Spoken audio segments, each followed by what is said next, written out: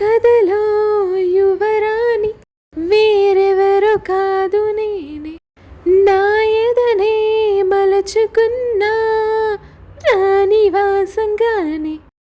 ఈ నేలే ఉయ్యాలై పాడుతోంది సరిగమలే, మేఘంలానే తేలి తిరుగుతున్న లోకాలే, మనసే రాసే చందమామ కథనే.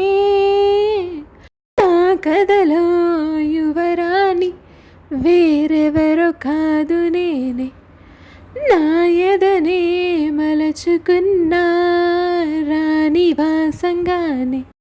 చూసుకుంటాను నన్నే నేనే పూసే పువ్వుల్లో, విరబూసే నవ్వుల్లో. ఆహా ఆహా.